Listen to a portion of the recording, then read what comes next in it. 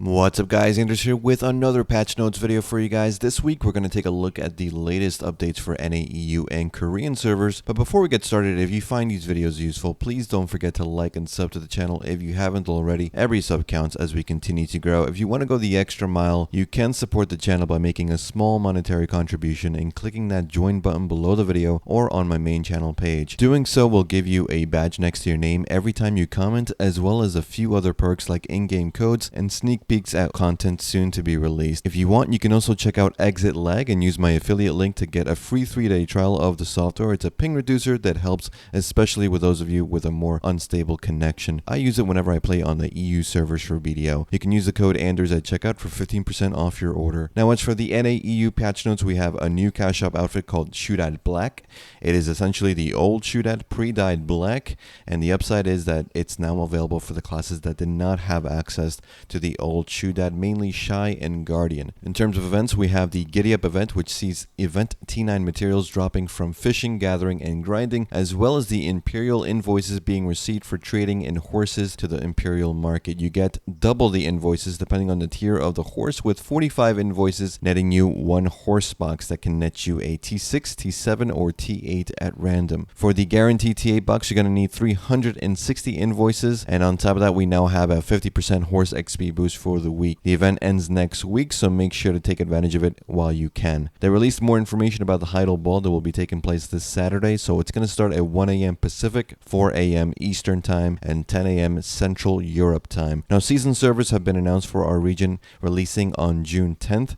This is the special server that will allow you to level and progress a class specifically through a mini fresh start server. The season characters cannot use normal gear and instead use season gear that can be enhanced at a higher rate. You can use the marketplace endmates and any other utility your account has. For now, there's not going to be any PvP, if I'm remembering right, though they did eventually add a special Arsha server for season characters, so that could be coming soon. This is primarily good for alt leveling or if you're newer to the game, though the rewards for leveling through the season servers are yet to be seen. Arsha leaderboards have also come back. Basically, get on the Arsha channel and start killing people for points.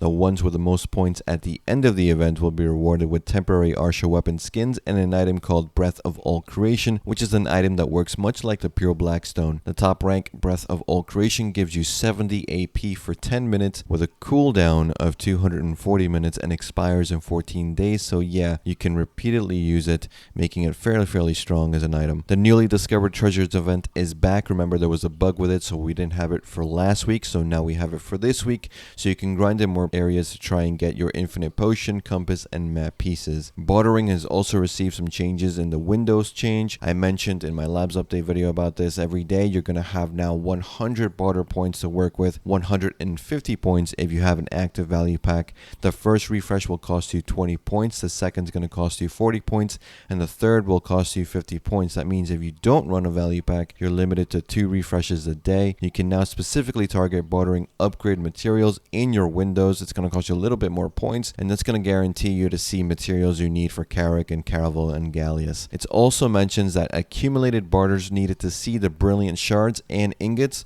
will drastically decrease when using material barters refreshes. That means you don't need to hit the 5k barters to start seeing those offered to you. This is a buff for people still going for Carrick and a nerf for long-time barter life skillers that utilized all 4 windows in the past. They've also added a horse rental system to the game where you can pay a fee of 100,000 silver to rent a horse for 7 days. The owner can forcibly recall the horse at any time within those 7 days if you're offline or the horse is in the stable. You can rent out up to tier 8 horses, so no tier 9 horses being able to be rented out. Kind of sucks. In my opinion, it's a pretty useless feature, but it may be good for getting your friend into the game so they don't feel too slow. But if you're thinking of quitting this game because traveling from place to place is slow, you will not survive the other trials this game has to throw at you. Farming also got some changes in the shape of spellbound haystacks and chicken feed, which will yield 25 and 15% more crop. A nice change, about time we got that one. And in terms of class changes, you're looking at Sork no longer recovering stamina while using Crow Flare in succession, Valkyrie receiving her Blitz Stab buffs, Verdict cooldown reduction as well, Wave of Light DP debuff and Prominence change, and attack range increases in some of her skills. So Valkyrie, very good changes